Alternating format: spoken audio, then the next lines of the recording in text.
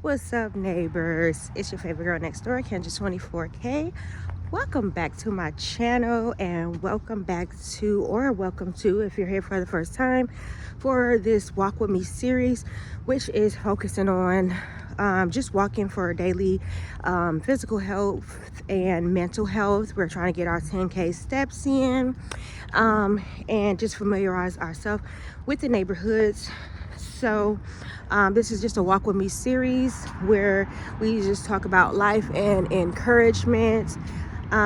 So let me know if you are a friendly neighbor by hitting the like and subscribe. And if you are a returning neighbor, what up, though? And thank you for coming back. So it's been a minute since I had a walk because of the fall weather, but I just got a word and I just had to get in here today, or get outside today. So I put my shoes on. I said, let me go for a walk so that I can talk to my neighbors. It's also the week of Thanksgiving, so this is another actually good time to get out and walk, get our steps in, maybe focus on eating healthy this week as we anticipate the holiday. I'm trying to do some fasting. I've been doing OMAD, which is 1 meal a day. And this also week I'm going to be focusing on more of like liquid only fast, containing of like protein shakes and everything like that. Anyway, let's get into this word today, neighbors. So what I wanted to talk about is isolation. When God isolates you and how obedient you will be to it. So I've been noticing my isolation. I mean, I feel like I'm a chosen one. Well, not I feel like, I know I'm a chosen one. So I've been isolated a lot, majority of my life. But now it's getting so critical to where I'm just like really isolated, like from everybody. And I had an incident happen that I want to talk to y'all about recently that really took it to a next level. And I really had to like get into it to where God had to ask me, like, how obedient are you going to be? Yeah, I know you isolated. I know you feel like you only got this one person that you can talk to, but how about I kind of take that away from you too? Are you still going to be obedient? So kick this. Let me tell y'all about this story. All right, so and I don't really care if she sees this or not. Ain't no shame in my game. It is what it is. All right, so I had an incident happen with my sister. She's my oldest sister, so you know what I'm saying. Sometimes a big sister gonna be a big sister. You know, they gonna tell you about yourself and stuff like that. But more recently, you know, I had an incident with my sister. You know, we had a conversation and she kind of was like getting on me or whatever. And I was telling her, like, sister, you know, like I feel really judged right now. And the conversation went on and on for like over an hour. And she was just like, well, and you should have did this and you should have did this with your money. And she wasn't saying it like that, attitude like that. But these are the things that she was saying to me. And I was taken aback. And I'm just like, wow, like, you know what I'm saying? Like, she really got on me, and I feel like I had to like explain myself. And I was like trying to tell her, like, no, it's not like this, and I want you to understand this, and I want you to understand that. And it was just like she just wasn't letting she wasn't letting it go. And I'm just like, okay, you know, I accept it. And she was like, you know, it's not no malice. And I said, I understand, I accept what you're saying. But after that conversation, I felt really drained. I felt hurt. I felt judged. I felt like I felt a lot of different emotions, and a lot of them wasn't, you know, necessarily positive. I cried a little bit. I stirred in my sleep. I stayed up tossing and turning thinking about this. And I'm the type of person where I'm a Libra, and I don't use that as a way to dictate my personality or my thought process, but I'm just like going back and forth, like, am I tripping? Is she tripping? Like really trying to dissect the situation and figure out, is it something that I need to change about myself? And I'm just like, I feel this way, and I'm trying to explain her and get her to see my perspective.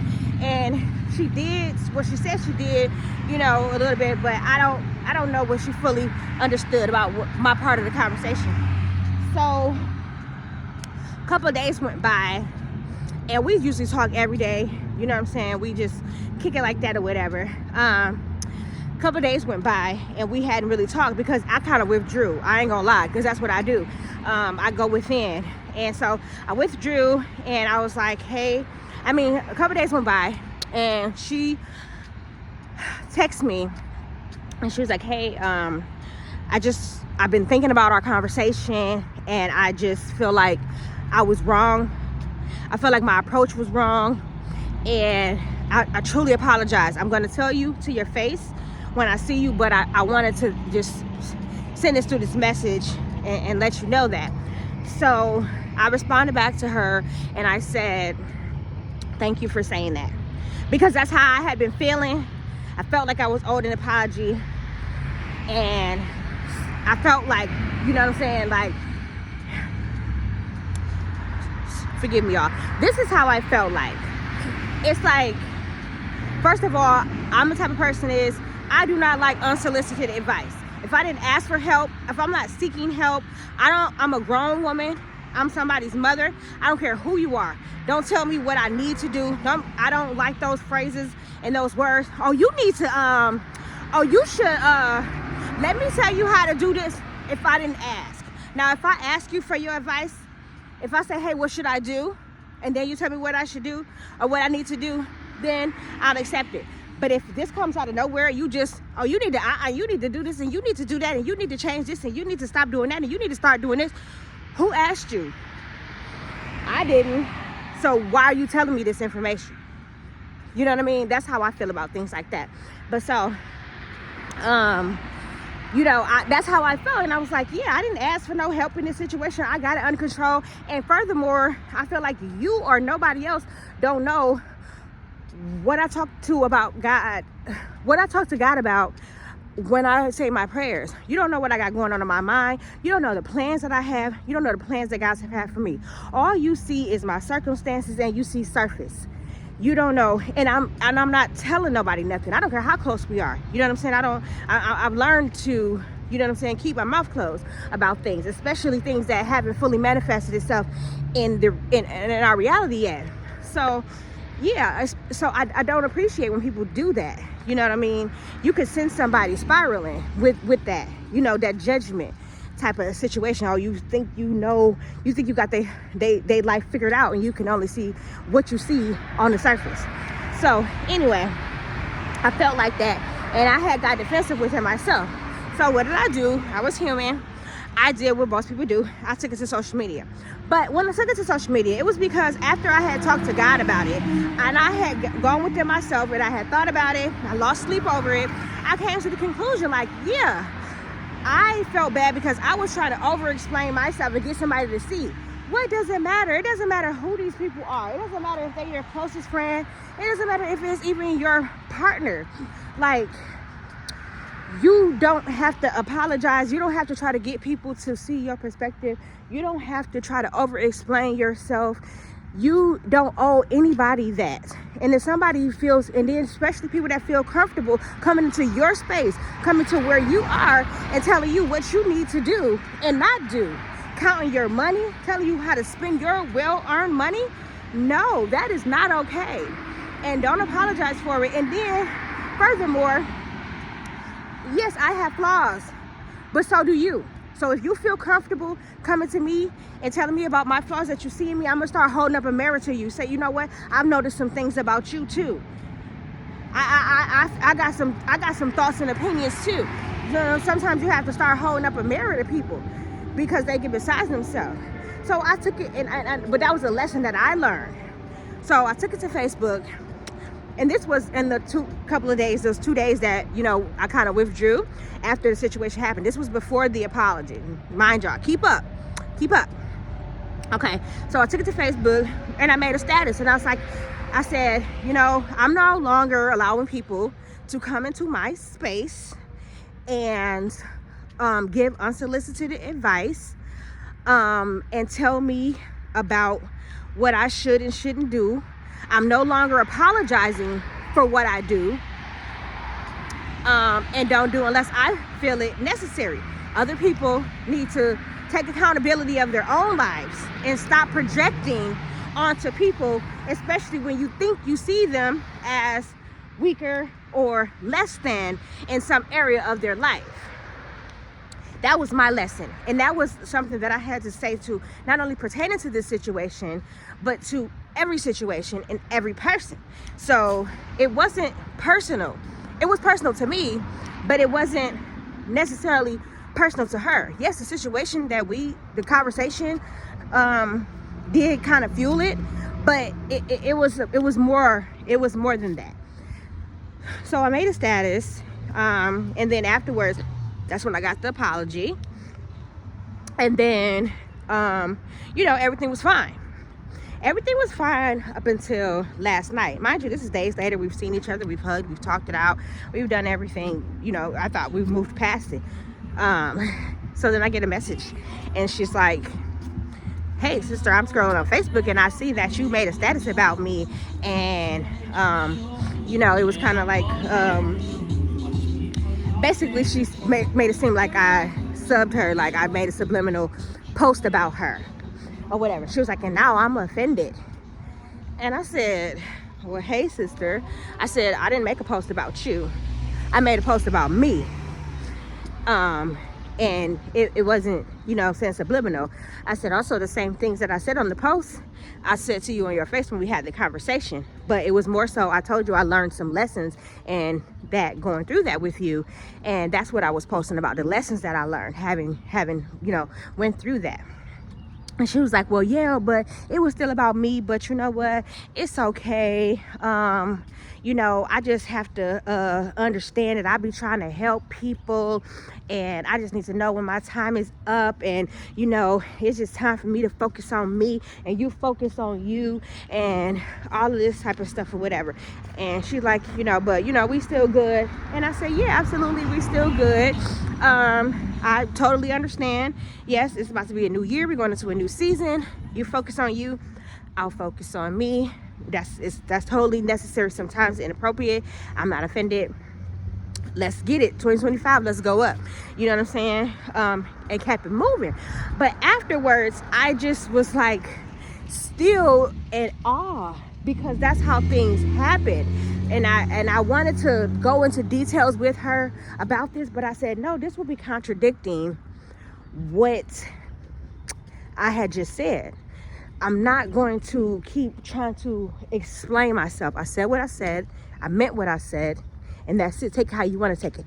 Because I wanted to be like, well, did you read the text? Did you see when I made the post? Did you see that it was the same days? I didn't just recently do this. And you know what I'm saying? Did you check the date? And that was when it first happened. And I didn't. Nope. We're not doing that. She didn't go and read it. Did she have to make the mistake and think that I made that status after we talked? That's on her. That's a personal thing. That's not on me to do and try to over explain it and get her to see. Well, I just said that because I was mad. Nope. I said what I said. I left my post up. I meant what I said. And then here's another thing. How dare you say something to me, get upset because I went and vented to social media about how I felt like I was wrong, and you felt it too, because you told me that you couldn't stop thinking about it and you had to come and apologize to me. But then days later, you go online and see that I vented about it. I didn't tag you, which I'm not sure why you said I kind of like subbed you. I made a post about you and now you offended. What you offended about?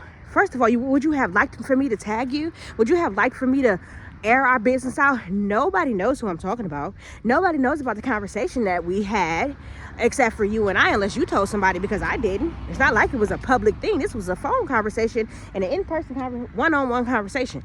So nobody could possibly know who I'm talking about. And it was a generalized post, honestly, but the shoe fit. That's why you knew or felt like it was about you. But yet and still, how can you apologize and then basically come and needed to let me know how you felt about my post? Once again, you're overstepping. You offended? So what you looking for, an apology from me? I don't understand it.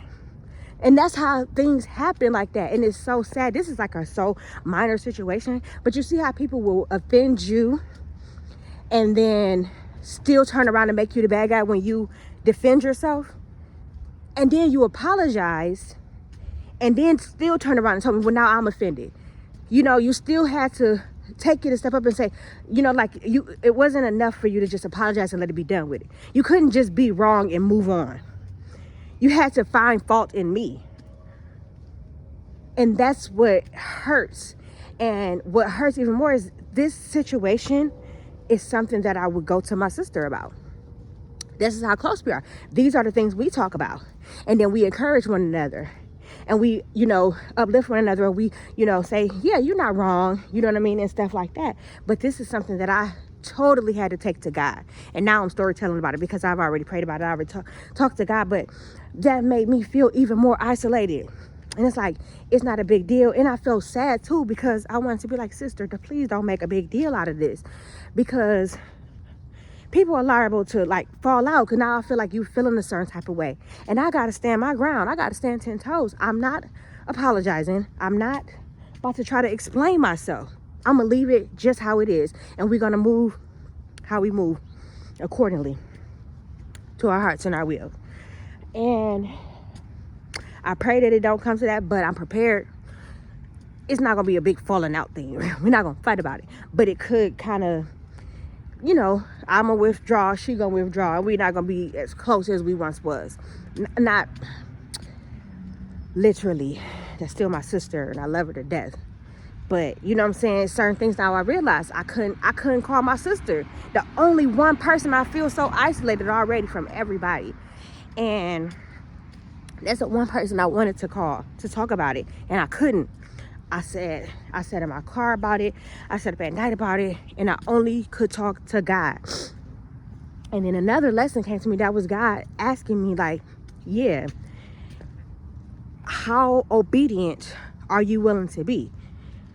We talk about being isolated and being chosen ones, but, you know, we probably feel like at least we have that one person. We at least have our partner. We at least have our parent. We at least have our one best friend. Sometimes it takes for you to be completely isolated, and God has to get you to that point to say, no, not one person but me, just me. I don't care how close you think you are. I only want you to come to me. And I'm thankful for the lesson, and that's what I've been doing. I've been talking to God like, all right, God, it's just me and you now. Like, I mean, I'm coming to you. And I've cried and I've cussed and I've vented and I've laughed, all with just him. And I understand now, like, it's not even one person, because we all human and we all have our flaws and stuff. But when God wants you isolated and he wants you only to look to him for everything, even if it's just to vent, sometimes it be like that. And sometimes you have to obey, and you have to go to him, trust him, talk to him about everything. He wants to be your one and only source. And when I tell you he is the one and only source, he is the best source, I'm so thankful and I'm grateful. I hope that this encourages you guys to go to God in your season of isolation. Be content, understand that it's only you and him, and sometimes he will push you and push you and push you to where you really feel like you have nobody, so that you can come to him. He's trying to get your full attention. Be thankful and be grateful for that, because he's not going to waste his time on lost causes and lost souls. If he's trying to get your attention that bad, he got something big for you. You are one of his chosen ones. He wants to talk to you. He wants to be close to you. He feels like you're pulling away from him. You're his child. He misses you. He loves you. He's calling you. Go to him and watch what comes from it. Watch the blessing that comes from it, that comes out of it. I'm so excited at what God has in store for me. I'm so excited to share it with you guys.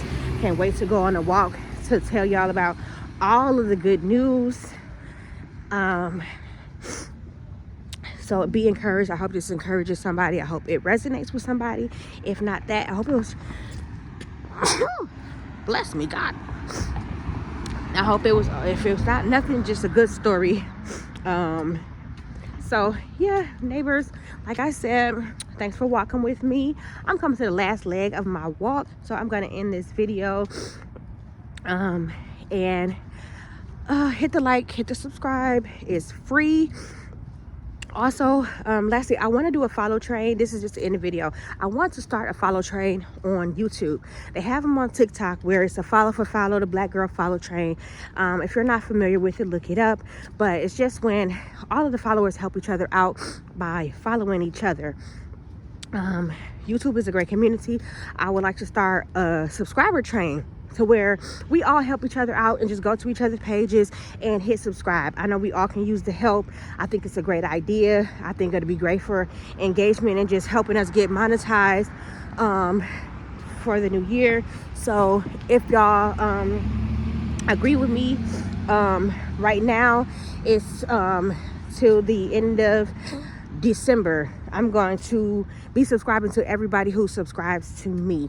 So if it's not already started, I'm starting the subscriber train. Hit the subscribe, hit the like, and I'll go through and do the same for you. If you can, like 3 videos. If you don't got 3 videos